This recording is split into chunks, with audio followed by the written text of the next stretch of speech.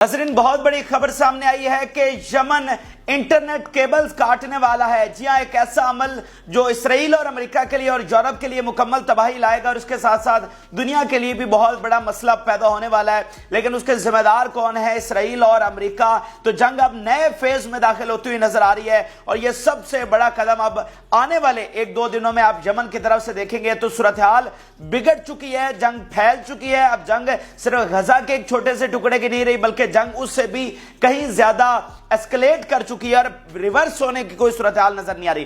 पीछे हटने का कोई रास्ता बचा नहीं है। अब आगे से आगे काम चलता चला जा रहा है और ये यमन की जानिब से बहुत बड़ा इकदाम सामने आया, जिसके बाद इसराइली मीडिया से मिला उठाया कि भाई हमारा फिर क्या बनेगा, हमें फिर कौन बचाएगा।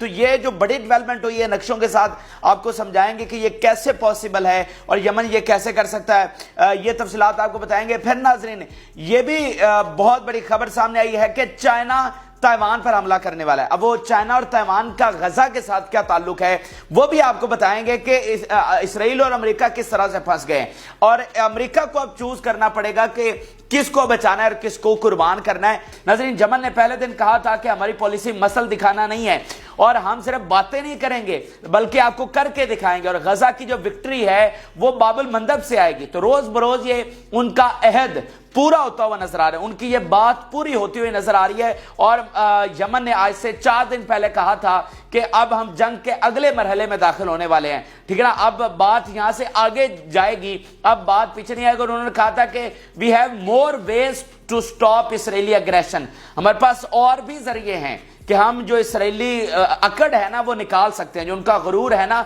उसको तोड़ सकते हैं। हमारे पास और भी अभी बहुत सारे रास्ते हैं। और जो उन्होंने शिप्स पर हमले शुरू किए थे, ठीक है ना, जिस पर पूरी दुनिया में भूचाल आ गया था और बात भी सही है, यानी पूरी दुनिया की ट्रेड मुतासर हो गई है। और यमन ने कहा कि ये तो हमारा सिर्फ स्टार्ट है, अभी तो असल एक्शन तो हमारी तरफ से आना बाकी है। तो अब वो एक एक करके चीजें सामने आ रही है कि भाई यमन और कर क्या सकता है, उसके पास और कौन कौन से ऑप्शंस हैं। यानी वो जो बात करता है वो खाली एक खोखली धमकी नहीं होती, बल्कि वाकईतन उसके पास ऐसे रास्ते हैं कि वो अमेरिका को घुटनों पर पूरी तरह से ला सकता है। ये आप देखिए कि खबर यह है कि अब इंटरनेट केबल जो है उसको काटने का जो है अगले मरहले में उसका फैसला हो गया है। अब ये पहले इसराइली मीडिया का बयान आप देख लीजिए।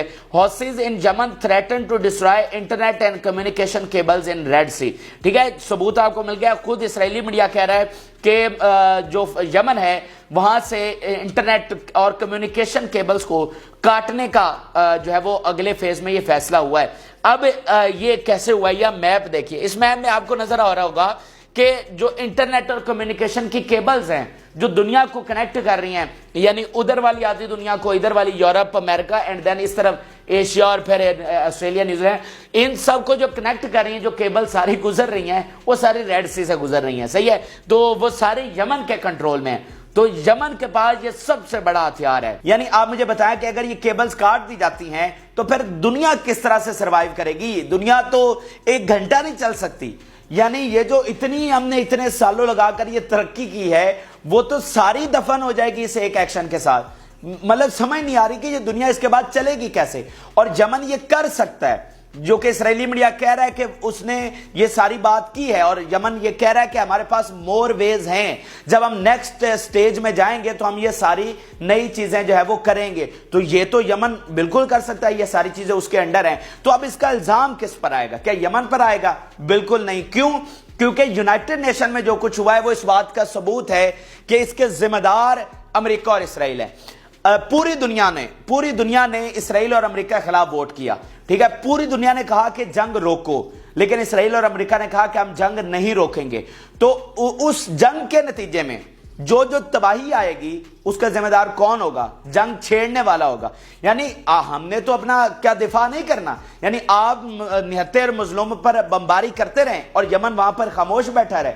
आपने इंटरनेशनल लॉ को 100 मील नीचे दफन कर दिया और आप हमारे लिए इंटरनेशनल लॉ लेकर आ रहे हैं। तो यमन तो ये कैटेगोरिकली कह चुका है कि अगर ये बमबारी बंद नहीं होती, अगर ये जंग आगे बढ़ती है तो फिर हमारे लिए भी कोई ज़ाब्ता और इखलाक नहीं है, फिर हम भी किसी इंटरनेशनल लॉ को नहीं मानते, ठीक है ना। फिर हम भी सारे इकदाम उठाएंगे और दुनिया इसमें सपोर्ट कर रही है। यूएन की वोटिंग यमन के इस जो दावा है उसको सपोर्ट कर रही है کہ بھائی آپ کو ہم کہہ رہے کہ جنگ بند کریں، اگر آپ جنگ بند نہیں کرتے تو جس نے اپنا دفاع کر رہا ہے تو اس کے پاس پھر سارا رائٹ ہے کہ آپ بمباری کرنے میں آپ کوئی اصول نہیں دیکھ رہے تو دفاع کرنے میں پھر اصول کیوں دیکھے جائیں؟ تو پھر یہ ایک ایسی جنگ شروع ہونے والی ہے، یہ ایک ایسی جنگ شروع ہونے والی ہے جس کے بارے میں آپ سنتے ہیں نا کہ جنگ میں سب جائز ہوتا ہے، تو آگے آنے والے وقت میں یہ والی جنگ جو ہے وہ ناظرین چھڑنے والی ہے، اور یہ صرف ایک ایکشن ہے، یہ اختتام نہیں ہے۔